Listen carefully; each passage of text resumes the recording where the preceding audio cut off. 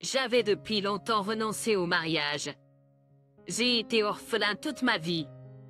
Alors, j'ai pensé que je vivrais seule. Mais alors, une fille inconnue m'a appelé. « Tu es mon père, n'est-ce pas ?» À côté d'elle, une belle femme, les larmes aux yeux et la bouche couvrant, me regardait fixement. Cette rencontre a été soudaine, révélant une vérité cachée. Je m'appelle Jen Middleton. J'aurai 38 ans cette année, toujours célibataire sans même une petite amie. Grâce à mon rôle de gestionnaire dans une petite entreprise, j'ai beaucoup d'économies, donc je ne suis pas en difficulté financière. Je m'étais résignée à travailler jusqu'à la retraite et à passer mes journées dans une maison de retraite. Avec cela en tête, j'ai renoncé à me marier. J'étais habituée à être seule. Mes parents ont divorcé quand j'étais petit. L'entreprise de mon père a fait faillite, le laissant avec de grosses dettes. Pire, il est tombé dans l'alcoolisme. Ma mère nous a quittés. Je me suis retrouvée à vivre avec mon père et mes grands-parents paternels, mais ils ne travaillaient pas, juste buvaient. Je ne savais pas si c'était la raison pour laquelle il est décédé tôt. Je l'ai toujours considéré comme un parent égoïste. Le père est comme ça pour moi. Avec une telle lignée. J'avais peur de ne causer que des problèmes à une femme et des enfants. Après le décès de mes grands-parents, qui m'ont élevé à la place de mes parents, je n'avais plus de famille. Une vie assez solitaire, en effet. Des années dans cette solitude. Je ne suis pas sûre de m'être pleinement adaptée. Je n'ai pas d'amis à qui parler. Mes seules conversations sont avec des collègues ou des partenaires commerciaux. Ils comptent sur moi à cause de ma position, pas de moi. N'importe qui peut prendre ma place. Personne ne dépend vraiment de moi. Penser de cette manière me rend encore plus seule, mais en acceptant que c'est normal. Je suis capable de vivre une vie solitaire seule. Un jour, j'ai été envoyée en voyage d'affaires. Par coïncidence, c'était près de la région où j'ai passé mon enfance. Bien que je m'en souvienne à peine, l'endroit semblait nostalgiquement familier. Étrange. J'ai vécu ici quand j'étais trop jeune pour me souvenir de beaucoup de choses. J'ai murmuré en me dirigeant vers mon rendez-vous professionnel. Après le travail, je me suis promenée dans le centre-ville, pensant à Nanère. Je me souviens à peine d'elle, de son apparence, de sa voix. Pourquoi m'a-t-elle abandonnée? Je voulais qu'elle m'emmène avec elle. Ma vie aurait-elle été meilleure avec elle? Se porte-t-elle toujours bien? Comme je ne les connaissais pas ou quoi que ce soit. Je ne leur ai pas prêté attention et j'ai essayé de passer près d'eux. Mais à ce moment-là, la fille, d'environ 4 ans, m'a montré du doigt et s'est écriée « Papa ». La femme, probablement sa mère, m'a regardé avec des yeux larmoyants, les mains sur sa bouche. J'étais complètement confus. « Oh, est-ce que tu m'appelles papa ?» Quand j'ai demandé à la petite fille, elle s'est précipitée vers moi et a serré mes jambes. « Papa, tu es vraiment revenu. Que veux-tu dire ?» Ensuite, la mère de la fille s'est précipitée, lavachant à mon pantalon. « Molly, c'est assez. Je suis tellement désolée. Nous ne voulions pas vous déranger. » « Non, ce n'est pas grave, mais dit-elle, papa est de retour. » J'ai vu le visage de la femme devenir sombre. Elle a dit d'une voix tendue, « Tu ressembles à mon mari décédé l'année dernière. » J'ai immédiatement regretté ma question insensible. Je suis vraiment désolée. Molly, cet homme n'est pas ton père. Allons-y, dit la femme en essayant de prendre la main de sa fille, mais celle-ci, boudeuse, s'est libérée et s'est accrochée à nouveau à mon pantalon. C'est mon papa. Il ne peut pas être parti. Il est certainement mon papa. Et, Molly, ne fais pas ça. Tu sais que ton père n'est plus là. La femme, retenant ces mots, avait l'air dévastée. Son mari est sûrement décédé soudainement, sans avoir eu la chance de dire au revoir. La petite fille nommée Molly semblait incapable d'accepter cette réalité. Sentant le besoin d'aider, j'ai suggéré, voudriez-vous vous joindre à moi pour dîner? Se rencontrer ici doit être le destin. Je vous invite, bien sûr. Eh bien, je ne sais pas si nous devrions hésiter à la femme, mais Molly ne voulait pas me quitter. Alors, pourrions-nous accepter votre offre? Elle a accepté avec des excuses. Je n'avais aucune arrière-pensée. Entendre papa et sentir Molly s'accrocher à moi, cela m'a peut-être rendu heureux. Pour la première fois, je me suis senti reconnue dans ma vie solitaire. Quand j'ai demandé le nom de la femme, elle a dit Suzanne. Après m'être présentée, j'ai demandé à Molly ce qu'elle voudrait manger. Tout ce que tu veux. Je t'invite. Vraiment? Alors je veux de la pizza. Et je veux des milkshakes. Pizzeria. Bien sûr. Allons-y. Suzanne s'est excusée pour son audace, mais j'ai trouvé sa franchise réconfortante. J'ai mangé 5 morceaux de pepperoni la dernière fois. Wow, c'est impressionnant. Peut-être que j'en mangerai 10 morceaux. Pas possible. Je peux en manger plus. Nous avons plaisanté, et Suzanne a ri. C'était agréable de voir leur sourire. Et pour moi, c'était merveilleux de partager un repas avec quelqu'un après si longtemps. Pendant le repas, Suzanne m'a demandé si cela ne te dérange pas de me demander. John, as-tu des frères et sœurs? Frères et sœurs? Eh bien, je n'en parle pas beaucoup, mais mes parents ont divorcé quand j'avais un an. Je ne suis pas sûre d'avoir des frères et sœurs. Il est peu probable que quelqu'un se souvienne d'avoir un AN. Ensuite, elle a pointé un porte-clés sur mon sac. En fait, ce porte-clés me semble familier. Celui-ci. C'était un porte-clés avec un motif d'un vieux dessin animé.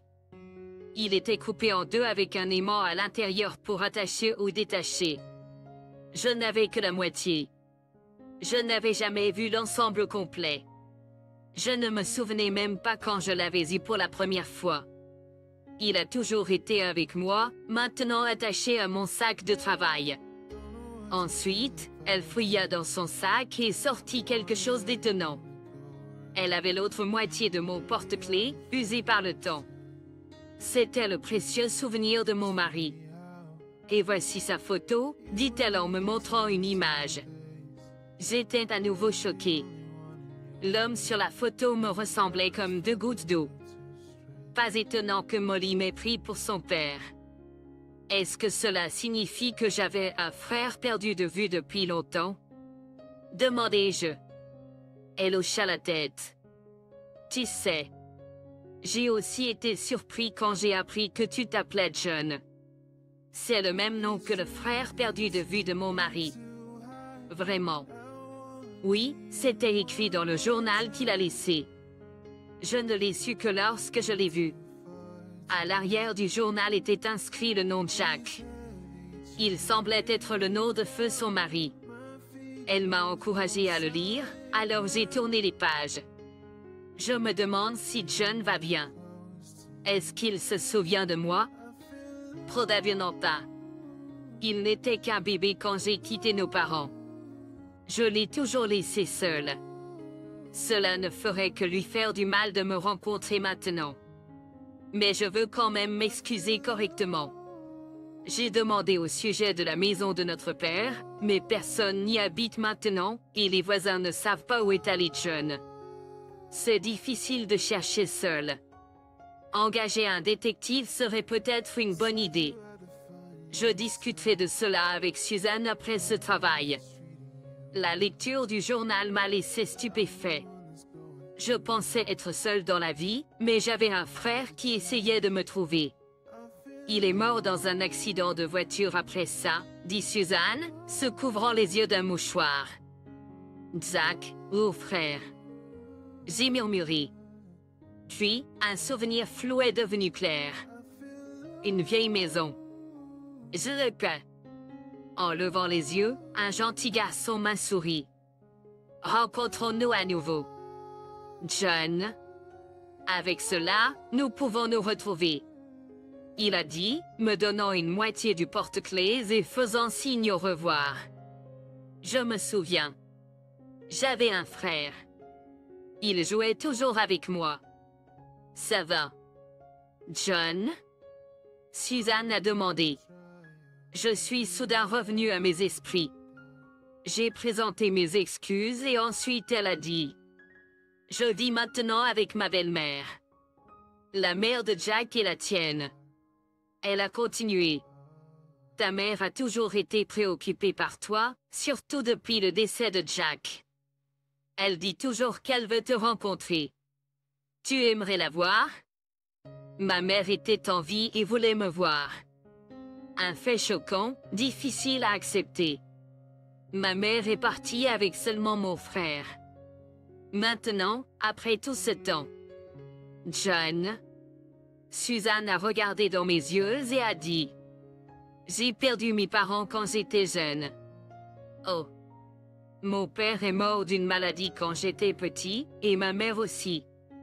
Je regrette encore de ne pas avoir pu leur dire au revoir correctement. Je ne pourrai jamais les revoir. Les yeux baissés, portant sa peine. Je me demandais combien de pertes elle avait endurées. Enfin, elle a dit. Mais John, tu peux rencontrer ta mère. J'espère que tu feras un choix que tu ne regretteras pas. Ces paroles m'ont profondément ému. Ainsi, j'ai décidé de rencontrer ma mère biologique. Quelques jours plus tard, je suis allée avec Suzanne et Molly voir ma mère. Elle savait déjà que j'arrivais. À quoi ressemblerait-elle en m'attendant? Nerveux. Je suis entrée dans la maison. Taylor, c'est John. Suzanne a dit en ouvrant la porte. Une femme aux mèches grises se tenait là. La femme fixa intensément mon visage, son expression se transformant en incrédulité, puis elle se mit à verser de grosses larmes. Est-ce vraiment toi? John? J'ai tellement voulu te voir. Je suis désolée, tellement désolée. Les premiers mots qu'elle m'a dit étaient des excuses. À travers eux, j'ai compris ses sentiments. Ses regrets profonds. Elle n'avait pas quitté mon père et moi sur un coup de tête. Avant que je m'en rende compte. Je l'embrassais. Les larmes coulaient sur mes joues, je l'appelais. Maman. Elle demanda. Tu m'appelles maman? Je répétais, maman, maman, comme pour le confirmer encore et encore. Ensuite, elle me parla du temps où j'avais un AN et mon frère Jack en avait 4. Après l'échec de l'entreprise de mon père et sa descente dans l'alcoolisme, notre vie est devenue très difficile. Elle n'avait personne vers qui se tourner. Elle craignait que rester ne mène à l'effondrement de la famille. Elle craignait que papa puisse même nous faire du mal. Elle a donc fait le choix difficile de partir. Emmenant seulement Jack car elle ne pouvait pas s'occuper de nous deux. À cette époque, il n'y avait pas de système de soutien pour les parents célibataires. Il devait être difficile pour une femme seule d'élever 2 enfants. Il y avait peut-être d'autres options. Je regardais ses cheveux grisonnants et ses mains usées et je ne pus rien dire de plus. Après avoir partagé son passé, elle s'est excusée à nouveau. Je lui ai dit qu'il n'y avait pas besoin. Dorénavant, laissez-moi m'occuper de vous.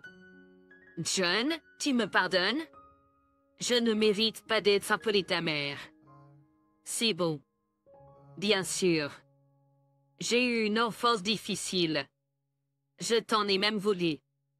Mais maintenant, je suis heureuse. Je pensais n'avoir plus de famille, mais savoir que toi et Jack pensiez à moi. J'ai de nouveau pensé à mon frère, à son sourire bienveillant que je ne verrai plus. J'aurais aimé rencontrer Jack. Je me suis effondrée, pleurant pour mon frère. Maintenant, je rends visite à ma mère chaque fois que j'ai un jour de congé. Elle a le dos sans compote, alors Suzanne a été son principal soutien, mais j'ai commencé à aider aussi. John, venir ici est d'une grande aide. Merci. Ce n'est rien, vraiment. Sans toi, je ne pourrais rien faire. J'ai été comme une vraie fille pour ma belle-mère. Tinor. Je veux aussi accomplir mes devoirs filiaux. Elle a dit avec un sourire, mon cœur a fait un bond. Jack a trouvé une femme merveilleuse. Je suis vraiment jalouse. Tata. Jouons ensemble. Molly m'appelle toujours affectueusement papa. Bien sûr, sortons aujourd'hui. Es-tu sûr? John? Même pendant ta journée de congé, tu t'occupes de Molly? C'est bon. Jouer avec elle est quelque chose que j'attends avec impatience. Tu es vraiment gentil, tout comme lui. Suzanne murmura derrière moi, mais je n'entendis pas. C'est là que notre relation en est pour le moment, mais le moment où je viendrai à connaître et aimer sa vraie gentillesse était encore un peu loin.